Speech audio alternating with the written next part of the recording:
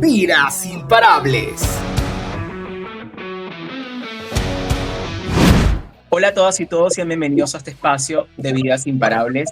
El día de hoy nos acompaña un joven boliviano de 22 años, él es Iván Molina, miembro del Consejo Juvenil del Fondo Mundial y representante de Jóvenes Positivos en Bolivia. A los 18 años recibió su diagnóstico de VIH y desde entonces ha convertido esa experiencia en una oportunidad para acompañar a otras juventudes desde la empatía, la salud mental y los derechos humanos. Con Iván conversaremos sobre cómo se siente vivir el diagnóstico en la adolescencia, la importancia del acompañamiento emocional y el papel que cumplen las juventudes en la construcción de una respuesta al VIH sin estigmas. Iván, gracias por estar con nosotros en este espacio de Vidas Imparables. Hola, ¿qué tal? Gracias y para todo el que esté viendo y el que todos los que estén escuchando, pues gracias por ver estos espacios. Creo que son importantes y los invito a seguir dándole seguimiento a este espacio que genera Josué porque es muy importante para todas las personas, principalmente del habla hispana, porque creo que algo que nos conecta realmente es el lenguaje y no hay nada mejor que una historia en español para que puedan entenderla. Gracias. Y es súper valioso lo que comentas porque muy pocas veces se cuentan las historias desde nuestros idiomas, ¿no? Y justo ahí, Iván, me gustaría iniciar con lo que comenté en el intro. Recibiste tu diagnóstico a los 18 años. Me gustaría partir desde allí. ¿Cómo recuerdas ese momento y qué pasó por tu mente en esos primeros días? Bueno, creo que para mí fue totalmente normal porque años atrás me había enfrentado como que a diagnósticos falsos, cosas interesantes, ¿no? Que me obligaron de algún modo a aprender y educarme sobre el VIH. Creo que es algo importante autoeducarse y creo que aunque a fuerza lo logré, ¿no? Me autoeduqué de una forma, no voy a decir plena, obviamente me faltaba mucho por saber, pero al no ser una persona positiva, obviamente es algo que no te interesa, ¿no? Y mucho más si eres joven. Entonces, cuando me dieron el diagnóstico, yo recuerdo muy bien que estaba con una amiga, porque yo me hacía pruebas en ese tiempo se hacían cada 3 meses acá en Bolivia, ahora solamente se hacen cada 6. Entonces yo recuerdo que le dije, oye, ¿me acompañas? Y de paso a ti también, y cosas así, o sea, yo lo tenía súper normal. Y me dijeron que yo ya, o sea, que ya estaba formando parte en una red nacional que tienen el sistema registrado. Y me dijeron, y pensaban que yo estaba en una etapa de negación, donde me estaba haciendo pruebas para verificar realmente si tenía o no, cuando en realidad fue que hace unos meses antes de eso había donado sangre por primera vez. Y yo siempre había querido donar sangre, y al parecer el banco de sangre nunca me informó lo que había pasado. Entonces me dicen en ese momento el diagnóstico y yo lo tomé súper normal porque yo sabía que todo iba a estar bien. Lo único que no sabía era que si el tratamiento era gratuito, ¿no? Y recuerdo muy bien que mi primera pregunta fue, y mi única pregunta fue, ¿el tratamiento es gratuito? Y nada más. A partir de ahí seguí con todo lo que me ayudaron. Acá tenemos centros comunitarios, no en todas las ciudades de Bolivia, pero sí en muchas, pero ellos me ayudaron bastante, me guiaron sobre el proceso de cómo empezar el tratamiento y demás, entonces creo que nunca me llegué a sentir realmente afectado. Sí confuso, no en cuanto a mí ni en cuanto a mi salud, porque creo que eso me lo dejaron en claro que yo iba a estar bien, sino en un tema más social, ¿no? De que cómo iba a abordar esto a mi alrededor, con la familia y con todos esos temas. Creo que eran mis mismas grandes preguntas, pero fue algo que para mí pasó súper normal y es algo que siempre digo. Creo que quizás me afecta un poco el hecho de que yo no haya vivido como lo viven la mayoría de las personas el diagnóstico, que sea tan choqueante y me genera un poco que tal vez a veces no pueda generar esa empatía y creo que es por eso que siempre me preocupo en conocer a las personas que realmente sufren con este diagnóstico para poder lograr y generar esa empatía en mi activismo. Pero a pesar de que nos comentas que no viviste ese proceso como normalmente lo viven otras personas, sí, en tu trabajo con juventudes sí te has enfocado en la salud mental. Entonces, me gustaría un poco ahí conocer qué te inspira o qué te inspiró a realizar este Sí, acompañamiento en otras personas. bueno, para mí un trabajo pleno, que al inicio, de hecho, no le tomaba mucha importancia a la salud mental hasta ya viendo datos, ¿no?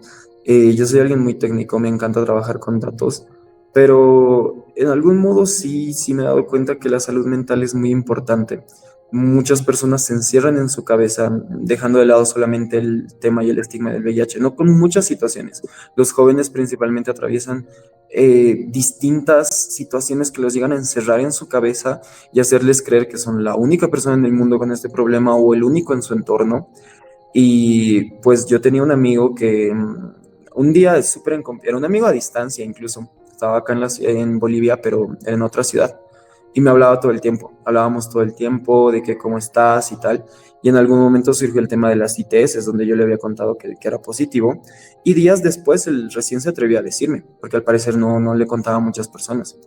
Y siempre me hablaba de eso, sobre el recojo de los medicamentos, o sea, se sentía muy libre de hablarme de este tema. Y pues pasa que un día el único amigo que teníamos en común subió una historia a Instagram donde él había fallecido, ¿no?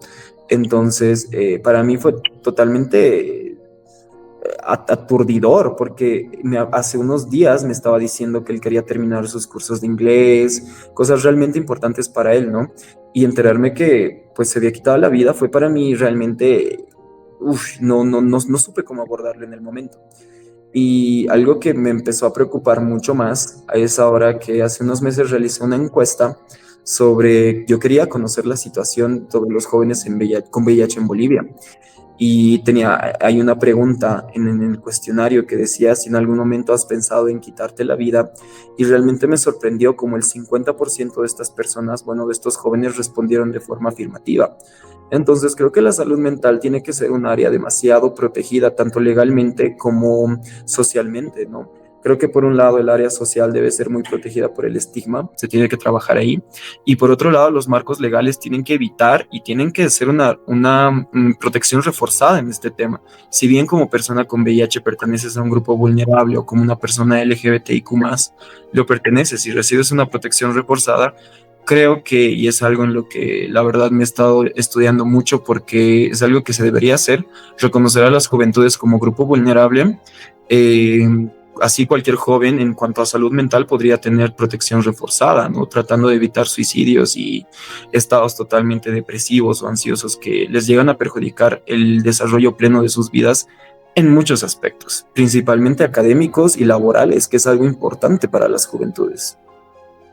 Iván, y justo ahí mencionando un poco sobre qué es lo que te motivó a poder hoy en día hacer tu activismo, colocar tu rostro. Tú perteneces a diferentes organizaciones en tu país, Bolivia, ¿no? Como lo mencioné en el intro, el Consejo Juvenil del Fondo Mundial y diferentes redes, Cautivos Positivos Bolivia, también RECBOL y la REC Cotamayá, ¿no? Que son espacios donde las juventudes pueden incidir y hacer activismo, ¿no? Dentro de todo esto que te ha inspirado, ¿cómo ves a lo que mencionabas al inicio, que lo social aún es bastante complicado? Porque tú no vives en la capital, ¿no? Donde probablemente estos temas son como más comunes de conversarlos. ¿Cómo ves este tema social? Justo ahí, yendo un poco en cómo tú has notado que las personas o los jóvenes ahí están bastante afectados por la salud mental en este tema relacionado al VIH. Sabes, es algo muy complejo porque viene desde la educación, ¿no? El estigma ha empezado a existir desde el inicio del VIH, ¿no? O sea, la iglesia, miles de personas lo han crucificado y demás, pero hemos evolucionado bastante y creo que hay que ver contextos.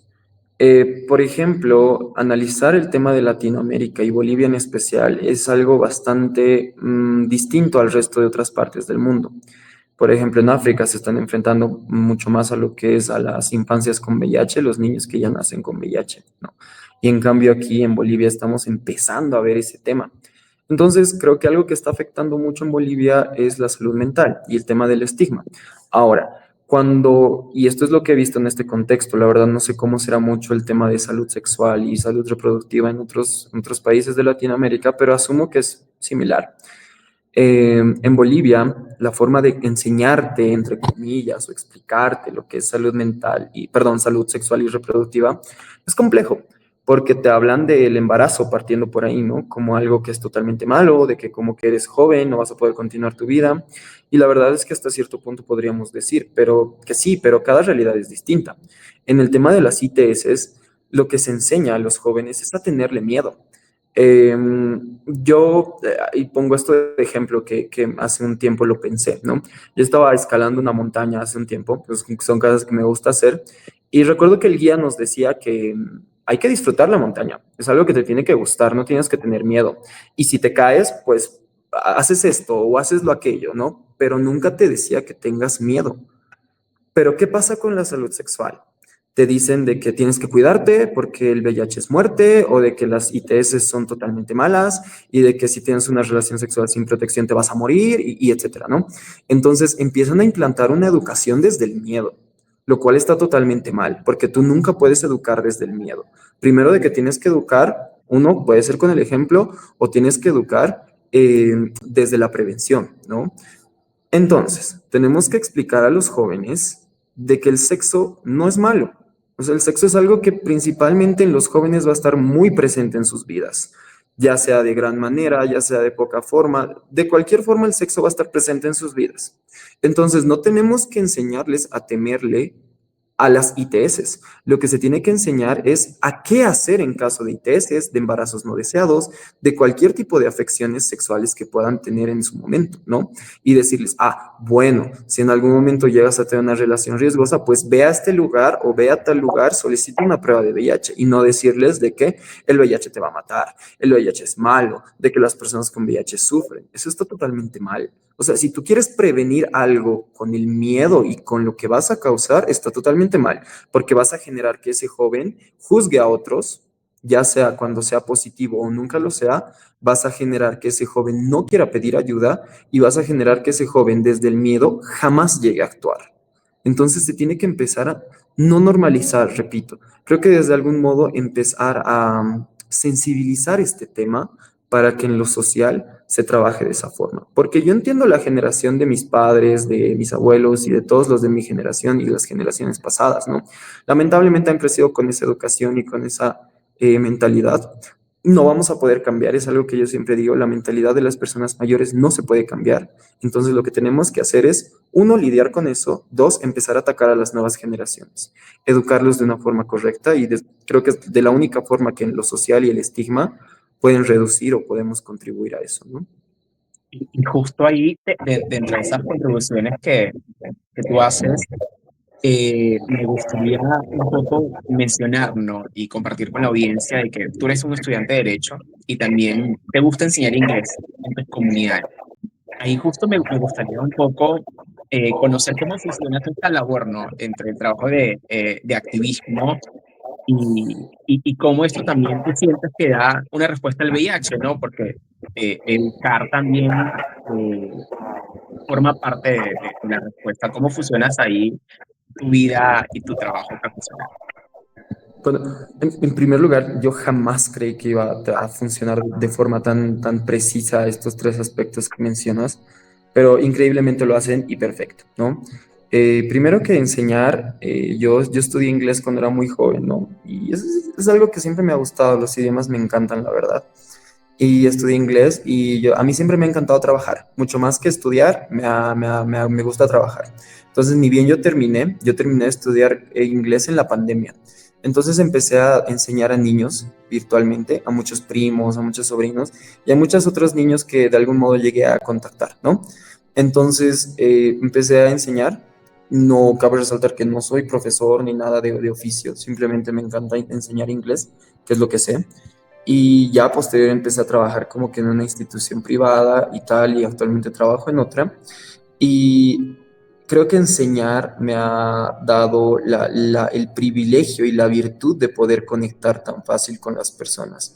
Porque cuando tú enseñas te llegan realidades de todo tipo, desde niños o personas que están estudiando porque quieren, a otros porque están obligados, y realmente enseñar te da la posibilidad de poder entender a quién te refieres o con quién estás hablando. Te enseña mucho cómo cuidar tus palabras, cómo cuidar lo que tienes que decir y realmente que enseñar es algo muy lindo. Ahora el inglés, pues creo que hay que ser un poco realistas. Creo que el activismo y todo esto no siempre va a ser todo un color de rosas, no va a ser siempre estar en charlas comunitarias. Hay partes técnicas, hay inversiones, hay dinero y sin dinero, pues nada de estas cosas que estamos haciendo funcionarían, ¿no? Entonces tenemos que entender que hablar de dinero es hablar de comercio, hablar de netamente negocios. Lamentablemente, bueno, quizás no lamentablemente, pero en general, el inglés se ha convertido en una herramienta global para lo que es dinero. Entonces, creo que al yo insertarme en estos espacios de activismo, de organizaciones, de ONGs, el inglés es importante y es vital, ¿no? Entonces, creo que esto me conecta bastante. Y por otro lado, creo que en cuanto al activismo y en cuanto al VIH, hay miles de áreas las cuales contribuyen. Sin embargo, creo que una de las que más puede contribuir en cualquier aspecto es el derecho, porque a través de las normas y de las legislaciones de cada país es cómo se puede llegar a proteger a los jóvenes, a las personas en general. Y pues fusionando estos tres aspectos de mi vida, la verdad es algo que me encanta. Creo que derecho no ha sido mi carrera elegida y predilecta desde el inicio, pero siempre he pensado en estudiar algo que realmente en lo cual yo pueda ser bueno y creo que no me equivoco, ¿no? No me he equivocado, ya estoy terminando la carrera y realmente tener conocimiento sobre la legislación, sobre las leyes, el derecho internacional, me ha hecho poder actuar realmente de forma idónea en cuanto al activismo para las personas que viven con VIH y principalmente para las personas y la salud sexual. Iván, y te agradezco muchísimo por todo el trabajo que haces. De igual manera, sé que parte de esta entrevista va a ayudar a que puedas llegar a más personas. Y vamos a dejar tus redes sociales para que también puedan conocer lo que haces. Es un trabajo bastante valioso.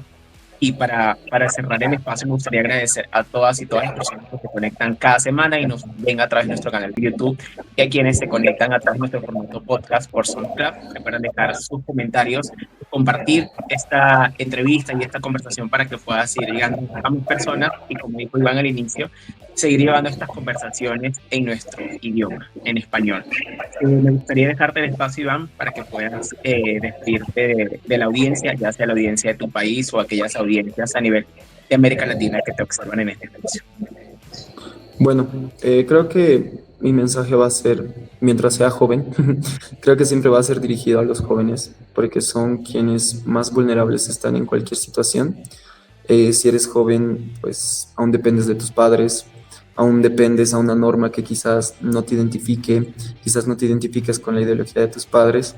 Entonces creo que mi mensaje para los jóvenes en este tipo de cosas, derechos humanos principalmente, es que busquen su propia familia, busquen sus círculos, busquen dónde sentirse seguros, no de una forma desesperada, no de una forma de urgencia, búsquenlo de una forma natural, encuentren con quién se sienten seguros, porque si es que su familia no los va a apoyar, sus amigos van a ser quienes realmente van a ser su soporte de vida, van a ser quienes los van a ayudar.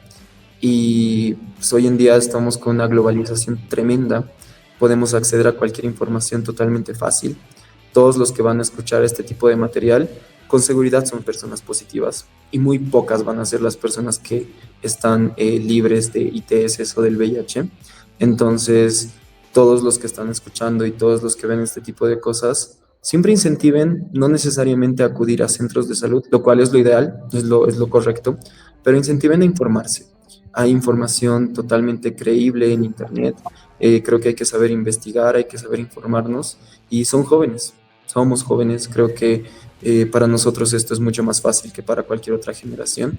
Entonces, no se queden con las dudas, no se queden con las preguntas, no se queden con el miedo, porque lo único de lo cual no podemos salvarnos creo que es la muerte. Y el VIH claramente no es un símbolo de muerte, mucho menos de algo malo. Así que nada, sigan adelante y sigan trabajando como jóvenes, porque realmente se es joven en un momento muy breve de la vida y más adelante no vamos a poder hacer todo lo que podemos hacer ahora.